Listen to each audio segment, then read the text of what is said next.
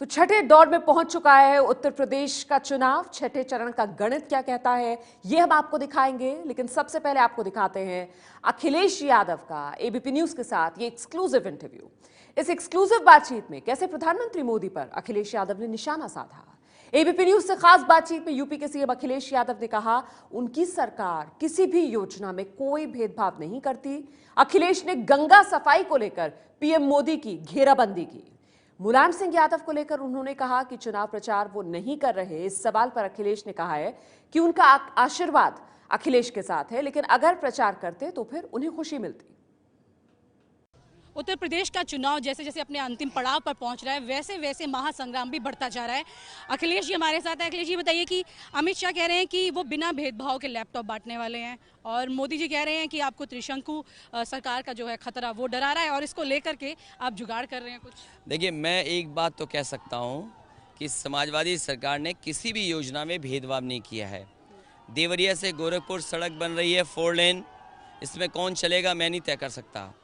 मैं कहूँगा कि बीजेपी के लोग राहुल राज सिंह से पूछें जाकर के क्या भेदभाव हुआ है, मोहम्मद वारिस से पूछें जाके क्या भेदभाव हुआ है, मोहम्मद नवाब अंसारी उनसे पूछें कि क्या भेदभाव हुआ है, सुप्रिया मौर्य जिनको लैपटॉप मिला है ये बताएं कि क्या भेदभाव हुआ है, सुमिता यादव हैं उनको लैपटॉप मिला है, बताओ क्या भेदभाव हुआ होगा। वहीं पाली राय को भी मिला है। ये तो मैं केवल 6 नाम पढ़ रहा हूँ, जबकि 33,000 बच्चों को यहाँ लैपटॉप मिला है।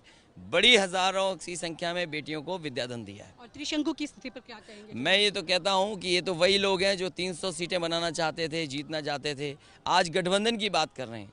इसका मतलब ये है कि कहीं ना कहीं उनकी लड़ाई कमजोर दिखाई दे रही है। पूर्वांचल की पूरी स्थिति है, आखिरी पड़ाव है, तो ऐसे में पूर्वांचल पूरा गंगा से जुड़ा हुआ है। और जो मोदी जी है उन्होंने कहा था कि मैं, गंगा माँ ने मुझे बुलाया है चुनाव में, जब उन्होंने बोला था। तो आज की स्थिति में लेकिन गंगा की स्थिति कोई ज़्यादा फर्क नहीं आई है क्या? आप कहीं, क्योंकि सौगंध की बात आपने भी की थी गंगा की।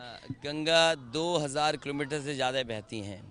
मैं तो कहता हूँ इन्होंने गंगा मैया को कहा कि हम साफ़ करेंगे, 2 किलोमीटर बता दें कहाँ साफ़ की है।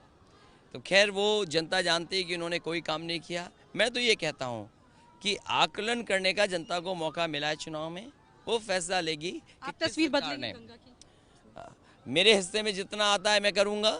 मैंने गोमती ठीक की है, वरना नदी पे काम कर रहे हैं, यमुना में हम मथुरा बनास कर रहे हैं, लेकिन असली जिम्मेदारी दिल्ली की है।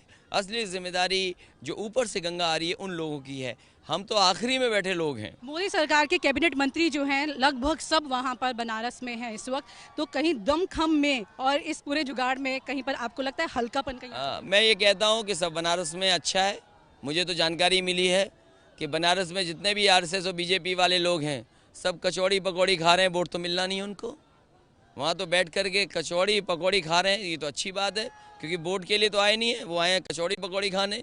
तो उसके बाद नाव पे सैर करेंगे, बनारस की जनता उन्हें विदा कर देगी। एक आखिरी सवाल, क्योंकि जिस तरह से नेताजी हमेशा सक्रिय रहते थे, उनकी कमी इस बार आपको खल रही है? मैं तो चाहता हूँ कि नेताजी हमेशा प्रचार में रहें। कुछ जगह गए हैं प्रचार में, अभी भी अगर आएंगे तो अच्छी बात है। उनका कम से कम आशीर्वाद सबके ऊपर है।